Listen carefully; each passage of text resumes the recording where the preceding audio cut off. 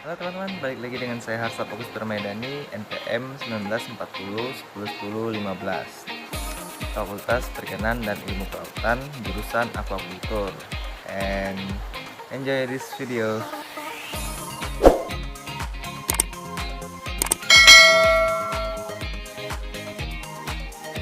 Oke teman-teman, pada video kali ini kita akan membahas tentang kegagalan sistem manajemen dalam sebuah bisnis dan juga perusahaan ya.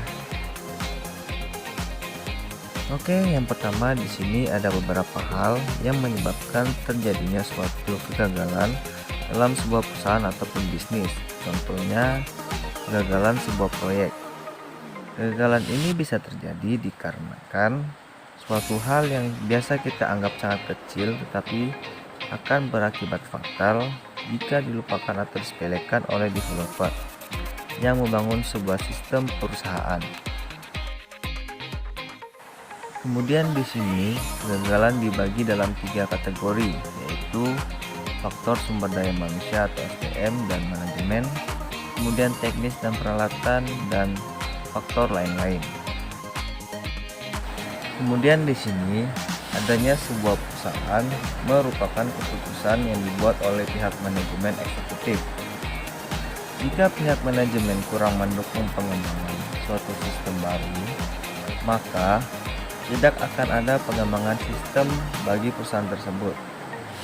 Selain itu, keberhasilan atau kegagalan sistem juga dipengaruhi oleh kualitas dan infrastrukturnya. Adapun kegagalan dalam pembangunan sistem manajemen dalam suatu perusahaan maupun bisnis dikarenakan yang pertama, pengorganisasian perusahaan yang kurang wajar. Yang kedua, kurangnya perencanaan yang memadai. Ketiga, kurangnya personil yang handal dalam perusahaan tersebut. Keempat, kurangnya partisipasi manajemen dalam bentuk keikutsertaan para manajer dalam merancang sistem, mengendalikan upaya pengembangan sistem, dan memotivasi seluruh personil yang terlibat. Dan di sini kegagalan sistem dapat dianalisis dengan mengasumsikan bahwa belajar dari kegagalan sistem akan memberikan pelajaran penting untuk merumuskan strategi baru untuk mencapai suatu kesuksesan melalui perencanaan, pengembangan, pelaksanaan, dan pengelolaan sistem.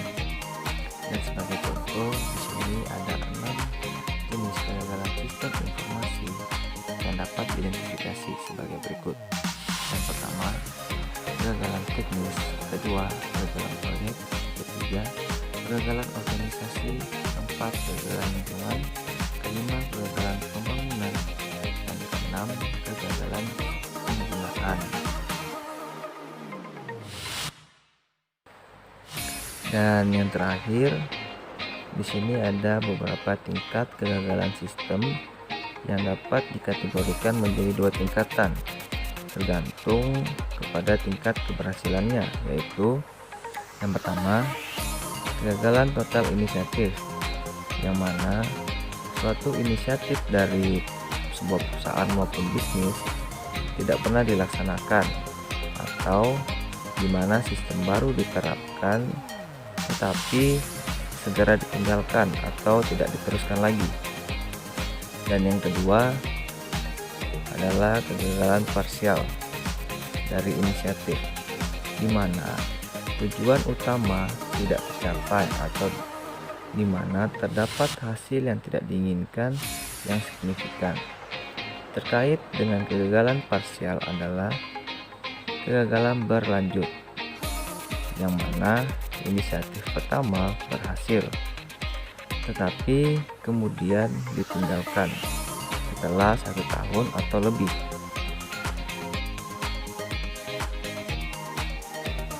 Oke teman-teman, makasih udah nonton video ini dari awal sampai terakhir, dan semoga aja nggak di skip ya.